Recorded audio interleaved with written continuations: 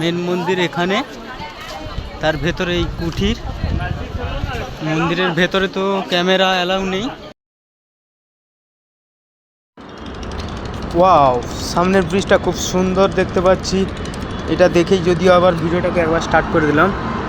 তো চলো, অনেকটা পথ অতিক্রম করার পর আবার ক্যামেরাটা অন করলাম। এই রেল লাইনটা ক্রস করে নিলাম। সিঙ্গেল রোডে এখন ঢুকে পড়েছি। সিঙ্গেল রোডের রাস্তাটা যে খুব খারাপ তা বলবো না, খুব সুন্দর রাস্তা।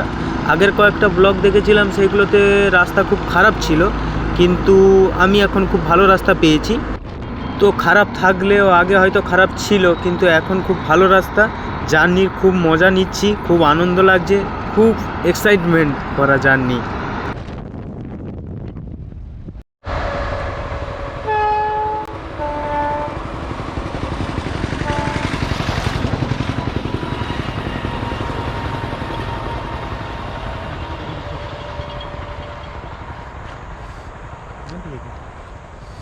তো বন্ধুরা, এখান থেকে এখনও নবদ্বীপ যেতে আমাদের 24 কিলোমিটার বাকি।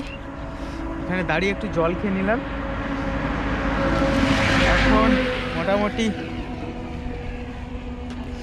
8:12। বেরোতে যেহেতু লেট হয়ে গেছিলো, তাই এখানে আসতে অনেকটা লেট হয়ে গেছে। লোকাল ট্রেন যাচ্ছে, ফিরছে। এখন ওখানে পৌঁছে তারপরে কথা হচ্ছে।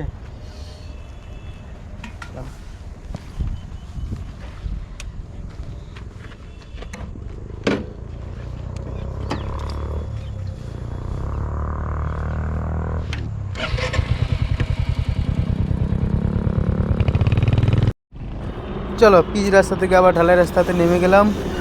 এটা অ্যাকচুয়ালি সিঙ্গেল রোড, কিন্তু মাঝখানে ডিভাইডার দেওয়া আছে, তার কারণে ডুয়েল রোড লাগছে।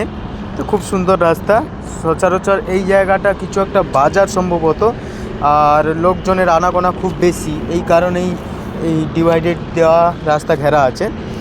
তো আগে শুনেছিলাম, আমি কয়েকটা ব্লগে দেখেছিলাম যে 2023 সালে নাকি মন্দিরটা ওপেনিং হবে। মেন মন্দির যেটা বড় মন্দিরের কাজ চলছিল, সেটা 2023 সালে ওপেনিং হবে। আবার কয়েকটা ব্লগে দেখলাম যে এখনও কাজ চলছে। অ্যাকচুয়ালি কি এখন সঠিক বলতে পারছি না, ওখানে গিয়েই দেখতে পাবো আদৌ কাজ চলছে না মেন মন্দির খুলে গেছে। আমার যতদূর মনে হচ্ছে এখনও মেন মন্দির খোলেনি, মেন মন্দিরের কাজ চলছে। তো ওখানে গিয়েই তো জানতে পারবো। চলো,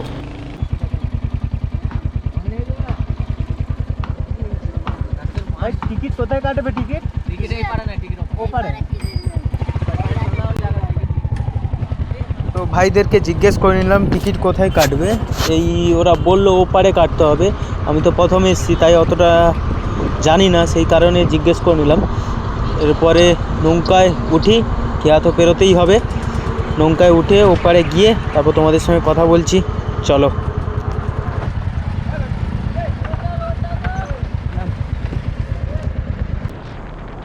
চলো, খেয়া পেরিয়ে চলে এসেছি। খেয়া ভাড়া আমার বাইকের জন্য নিল 10 টাকা, এবং দুজনের জন্য 2 টাকা 2 টাকা 4 টাকা, তো 14 টাকা নিল খেয়া ভাড়া।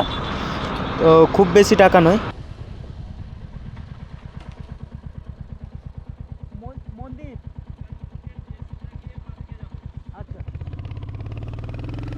আমার ম্যাপে দেখাচ্ছিল বাম দিকে, দেখাচ্ছিল ম্যাপে, সেইখানে বাম দিকে যাওয়ার জন্য রওনা দিচ্ছিলাম, কিন্তু ওখানে কিছু একটা ঘেরা আছে, পুলিশ বসে আছে, বলল মন্দিরের জন্য সোজা গিয়ে বাম দিকে যেতে হবে।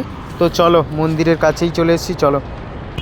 তো এই তো দেখতে পাচ্ছ মন্দিরের চূড়া দেখা যাচ্ছে, দুদিকে অনেক হোটেল আছে, কাছাকাছি অনেক হোটেল, অনেক গৃহপ্রবেশ। চলো, এখানে বাইকটা পার্কিং করি আগে, তারপরেই চলো মন্দিরের মধ্যে প্রবেশ করব।